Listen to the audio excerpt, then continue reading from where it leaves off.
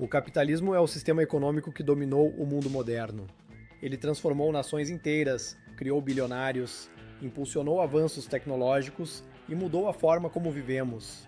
Mas ele também gerou desigualdade, crises financeiras e levantou debates que dividem opiniões até hoje. Alguns dizem que é o único caminho para a prosperidade, enquanto outros afirmam que ele explora os mais pobres para enriquecer os mais ricos. Mas afinal, o capitalismo realmente funciona para todos? Ou ele só beneficia uma minoria? Quem o inventou? Como ele se tornou o sistema dominante? E por que os países que adotaram esse modelo se tornaram ricos enquanto outros ficaram para trás? A resposta para essas perguntas não é tão simples quanto parece. E no vídeo de hoje, a gente vai mergulhar fundo nessa história para entender como esse sistema surgiu, quais são seus fundamentos e, principalmente, se ele é realmente o melhor modelo econômico para um país prosperar. Então já se prepara, porque o que eu vou te contar agora pode mudar completamente a forma como você enxerga o mundo. O capitalismo não surgiu do dia para a noite. Ele foi se moldando ao longo dos séculos, impulsionado por mudanças sociais, descobertas tecnológicas e, principalmente, pela necessidade humana de crescer e prosperar. Para entender suas origens, precisamos voltar no tempo, muito antes dos arranha-céus, das grandes corporações e dos mercados globais. Precisamos voltar à Idade Média, um período dominado pelo feudalismo, onde a economia girava em torno da terra e do trabalho servil. Naquele tempo, a riqueza era medida pelas posses de terras e quase toda a sua produção era controlada pelos senhores feudais. Os camponeses trabalhavam em troca de proteção, sem muitas oportunidades para crescer socialmente ou economicamente. Mas algo começou a mudar. Com o aumento do comércio e o surgimento das primeiras cidades, os mercados passaram a ganhar mais importância. Os feudos começaram a perder sua influência e uma nova classe social surgiu, a burguesia. Os burgueses eram comerciantes, artesãos e banqueiros que enriqueceram sem precisar de terras, mas sim do comércio e da produção de bens. A partir do século XV, com a expansão marítima e o contato com novas regiões, o comércio cresceu ainda mais. Países como Portugal, Espanha, Inglaterra e Holanda começaram a explorar colônias e a trazer ouro, especiarias e novos produtos para a Europa. Foi nesse contexto que o sistema capitalista começou a tomar forma, substituindo gradativamente o feudalismo.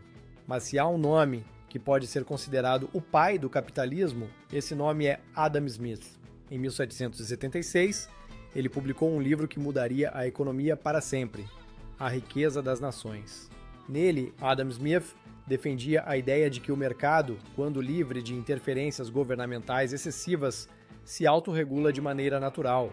Ele usou o conceito da mão invisível, uma metáfora para explicar como as ações individuais em busca de lucro acabam beneficiando toda a sociedade. A lógica era simples, mas revolucionária. Quando uma pessoa ou empresa busca enriquecer, ela precisa oferecer algo de valor para os outros, seja um produto, um serviço ou uma inovação. Se isso acontece dentro de um ambiente de livre concorrência, a qualidade dos produtos melhora, os preços se ajustam e a economia cresce. Dessa forma, mesmo sem uma intervenção direta do governo, a prosperidade é alcançada. Com o tempo, essas ideias foram sendo aplicadas em diferentes países.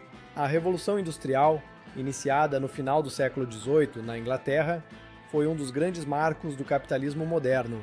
O avanço tecnológico permitiu a produção em larga escala e o crescimento das fábricas transformou a sociedade. O trabalho assalariado substituiu a servidão, as cidades cresceram e o comércio se expandiu como nunca antes. A partir desse momento, o capitalismo se tornou o sistema dominante no mundo ocidental.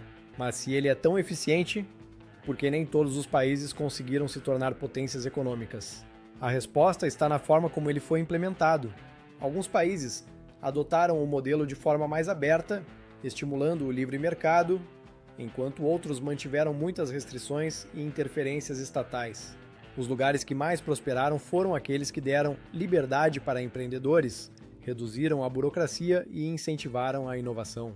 E aqui voltamos à América Latina. Apesar de ter adotado o capitalismo, a região enfrentou muitos desafios. A instabilidade política, a corrupção e a falta de instituições fortes dificultaram o desenvolvimento.